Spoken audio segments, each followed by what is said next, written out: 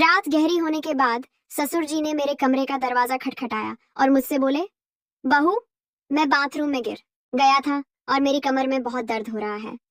अगर तुम थोड़ी मालिश कर देती तो शायद मुझे थोड़ा आराम मिल जाता। मैंने उन्हें अपने बिस्तर पर लिटा लिया और धीरे धीरे उनकी कमर की मालिश करने लगी। पर इसके बाद जो हुआ उसकी आप कल्पना भी नहीं कर सकते, क्योंकि इसके बाद मेरी पूरी जिंदगी बिखर गई थी। हेलो दोस्तों, आज की इस अनोखी कहानी में आप सभी का स्वागत है। मेरी शादी के 5 महीने बाद ही मेरे पति का देहांत हो गया था और मेरी जिंदगी में ग्रहण लग गया था।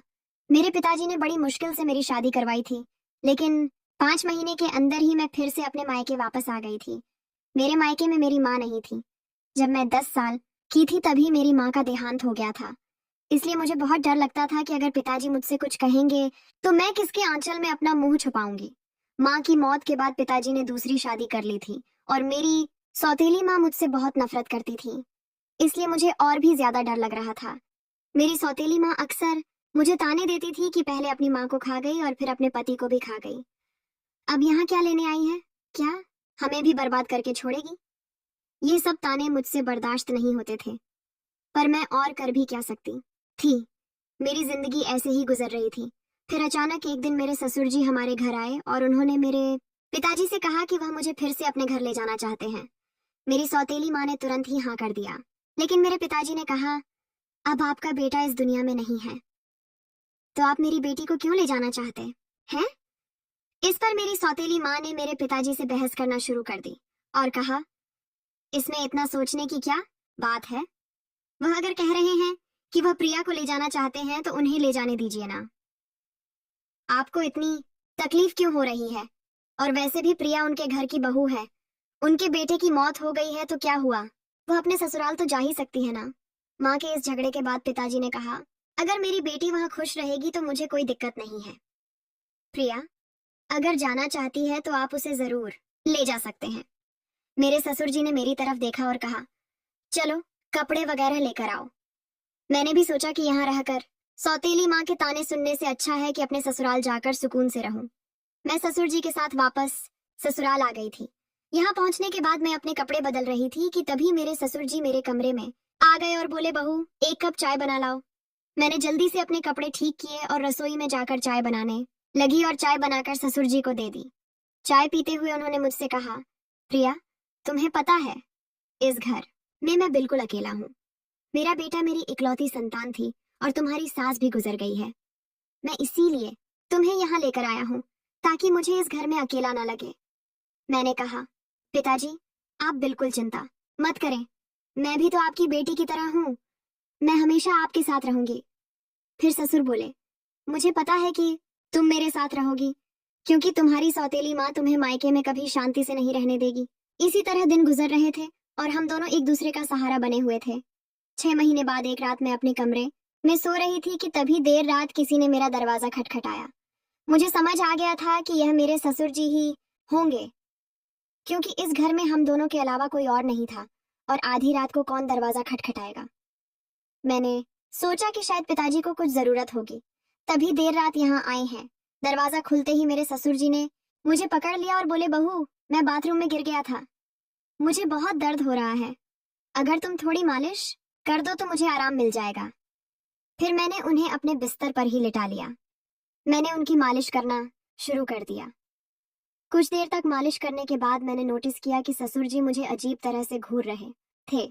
ये देख के मैं थोड़ा सहम गई थी। तभी मैं बोली, ससुर जी क्या हुआ, आपको किस जगह पर ज्यादा चोट लगी है? अगर आप कहो तो मैं डॉक्टर को बुला दूं।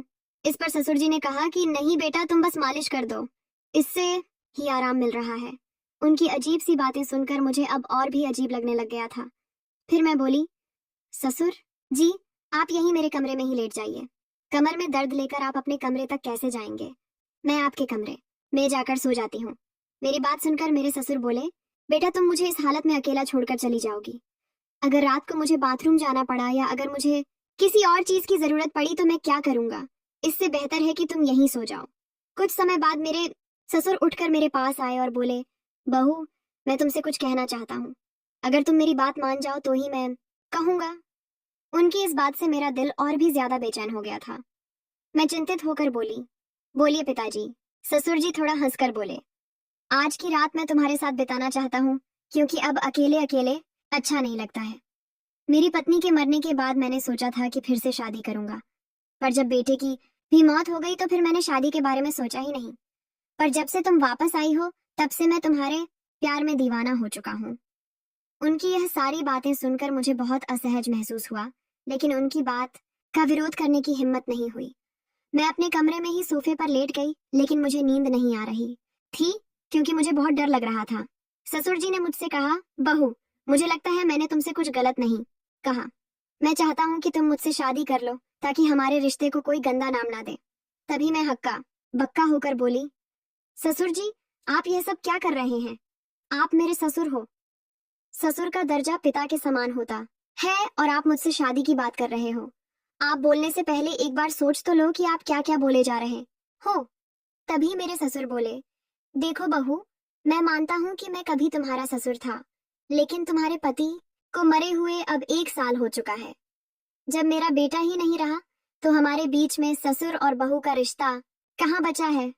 मैं भी अकेला हूँ और तुम भी अकेली हो। हम पति पत्नी बनकर जिंदगी भर एक दूसरे का साथ दे सकते हैं। उनकी यह बातें सुनकर मेरा मन विचलित हो गया था। मैं आगे और कुछ भी नहीं बोल पाई। एक और सौतेली माँ के अत्याचार, और दूसरी तरफ ससुर जी का यह अजीब व्यवहार। मैं तो इन दोनों के बीच ही फंस गई थी। जैसे तैसे रात बीती और अगली सुबह मैं अपने ससुर जी की बातों पर सोच विचार करने लग गई। ससुर जी का प्रस्ताव मुझे असंभव लग रहा था, लेकिन वास्तविकता मुझे कुछ निर्णय लेने पर मजबूर कर रही थी। फिर मुझे ख्याल आया कि मैं अपने पिताजी से जाकर बात करती हूँ, लेकिन यह सब बातें अपने खुद के पापा से करने की हिम्मत मुझ में नहीं हुई, क्योंकि मुझे पता था कि पिताजी से बात करने के बाद मेरी जिंदगी में और भी नई समस्याएं आ सकती हैं। इसलिए मैं उनके पास नहीं गई। एक दिन ऐसे ही शाम को फिर से मेरे ससुर जी ने मुझसे कहा, बहू, मैंने तुमसे कुछ गलत नहीं चाहा। मैं बस इतना चाहता हूँ कि तुम हम दोनों के सूने जीवन में खुशियां भर दो। मैं अकेले नहीं रह सकता, और तुम भी कब तक अकेले रहोगी? तुम्हें भी तो पति की जरूरत सताती होगी। ससुर जी के मुंह से फिर से यह सब बातें सुनकर मैं तो अंदर से कांपने लगी थी और आगे कुछ बोल ही नहीं पाई। समय धीरे धीरे बीतता चला जा रहा था, और ऐसे ही धीरे धीरे मेरे और ससुर जी के बीच एक अजीब सा संबंध बनता चला जा रहा था। पति की मौत के बाद मैंने सोचा था कि अब मैं इस दुनिया में बिल्कुल अकेली हो गई हूँ, लेकिन मेरे ससुर जी ने मेरे प्रति जो भावनाएं जाहिर की थी, उन्होंने मेरे जीवन को एक नई दिशा में मोड़ दिया। उनके शब्दों ने मुझे भीतर तक झकझोर कर रख दिया था। जब भी मैं सोने जाती थी, तो उनकी कही हुई बातें मुझे परेशान करती थीं। वह कहते थे कि मेरे साथ रहने से उन्हें अपने अकेलेपन का एहसास नहीं होता, और वह चाहते थे कि हम दोनों एक नई जिंदगी की शुरुआत करें। उस रात की बातचीत के बाद मैंने खुद को बहुत असमंजस में पाया। मेरे मन में कई सवाल उठ रहे थे कि क्या यह करना सही होगा? क्या यह समाज के नियमों के खिलाफ नहीं जाएगा? लोग क्या कहेंगे कि पति के मरने के बाद अपने ही ससुर से शादी कर ली? लेकिन कहीं ना कहीं मेरे दिल में यह बात भी थी कि शायद सच में मेरे ससुर अकेलेपन से जूझ रहे हैं। मैंने बहुत सोच विचार के बाद उनसे बात करने का फैसला किया। एक रात मैंने ससुर जी के दरवाजे की कुंडी खटखटाई। उन्होंने दरवाजा खोला और मुझे देखकर थोड़ा हैरान हुए। मैं उनके कमरे में गई और बोली, ससुर जी, मैं आपसे एक बहुत जरूरी बात करना चाहती हूँ। उन्होंने मुझे बैठने के लिए बोला और बड़ी गंभीरता से पूछा, क्या हुआ बहू, तुम इतनी रात गए क्यों आई हो? मैं थोड़ी हिम्मत जुटाते हुए बोली, ससुर जी, मैंने आपके प्रस्ताव के बारे में बहुत सोचा है। मैं समझती हूँ कि आप अकेलेपन से जूझ रहे हैं और एक साथी की जरूरत महसूस कर रहे हैं, लेकिन इस रिश्ते के लिए मेरी एक शर्त है कि हमारे बीच हमेशा प्यार और सम्मान का रिश्ता रहेगा। आप मुझे बेटी की तरह सम्मान देंगे और मैं आपको पिता की तरह आदर दूंगी। क्या आपको मेरी शर्त मंजूर है? उन्होंने मेरी बात को ध्यान से सुना और फिर कहा, मुझे तुम्हारी शर्त मंजूर है। मैं इस प्यार और सम्मान को हमेशा बनाए रखूंगा। उनकी यह बात सुनकर मेरे दिल का बोझ थोड़ा हल्का हो गया था। फिर कुछ दिनों के बाद हमने एक छोटे से समारोह में शादी कर ली। ये शादी समाज की नजर में असामान्य थी, लेकिन हमने अपनी स्थिति को स्वीकार कर लिया था। शादी के बाद के दिन मेरे लिए बेहद चुनौतीपूर्ण रहे। गांव ने लोगों ने तरह तरह की बातें करना शुरू कर दिया था। रिश्तेदारों ने भी हमसे दूरी बना ली थी, लेकिन हमने इन सब की परवाह किए बिना अपने जीवन में आगे बढ़ने का फैसला किया। हमारे रिश्ते में धीरे धीरे प्यार और समझ बढ़ने लगी थी। ससुराल में पहले जहां मैं खुद को असहज महसूस करती थी, अब वही घर मुझे अपना सा लगने लगा था। ससुर जी हर संभव प्रयास करते थे जिससे मैं खुश रहूं। उन्होंने मेरी हर छोटी बड़ी जरूरत का ख्याल रखा था और मेरी सारी ख्वाहिश पूरी करते थे। वह हर दिन मेरे लिए कुछ ना कुछ खास करने की कोशिश करते थे। कभी मेरी पसंदीदा खाने की चीजें लाते थे तो कभी मेरे लिए नई नई साड़ियां लाते थे।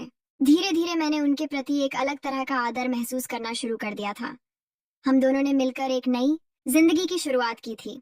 ससुर जी अब मेरे जीवन का एक अभिन्न हिस्सा बन चुके थे और अब हमारे बीच का रिश्ता सिर्फ ससुर और बहू का नहीं रहा, बल्कि अब हम दो जिस्म और एक जान हो चुके थे। उन्होंने मेरी बंजर जिंदगी में बरसात की थी। उन्होंने मुझे फिर से हंसना सिखाया था, जीवन को एक नए नजरिए से देखना सिखाया था। शादी के कुछ महीनों बाद मैंने महसूस किया कि हमारे बीच का यह नया रिश्ता मुझे एक नई दिशा दे रहा है। हम दोनों ने साथ मिलकर कई मुश्किलों का सामना किया और हर बार एक दूसरे का साथ दिया। ससुर जी के साथ मेरे इस नए रिश्ते ने मुझे जीवन के कई नए पहलू दिखाए थे।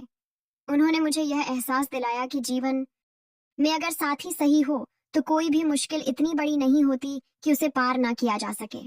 समाज ने भी हमें बहुत खरी खोटी सुनाई थी, पर हमने किसी की बात पर गौर नहीं किया। हमारे रिश्ते में धीरे धीरे एक नए तरह का प्यार और सम्मान उभरने लगा।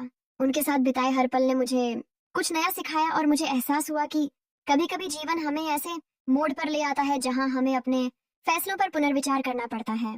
आज मैं अपने ससुर जी के साथ एक नई जिंदगी जी रही हूँ और हमारे बीच का प्यार और सम्मान पहले से भी अधिक मजबूत हो गया है और वह मेरी जिंदगी के सबसे महत्वपूर्ण इंसान बन चुके हैं। कमेंट करके जरूर बताइएगा कि आपको ये कहानी कैसी लगी। अगर आपको यह कहानी पसंद आई हो तो इसे लाइक करें और अपने दोस्तों के साथ भी शेयर करें। आगे भी ऐसी रोमांचक कहानियों के लिए हमारे चैनल को सब्सक्राइब करें और बेल आइकन दबाना ना भूलें। सब अपना और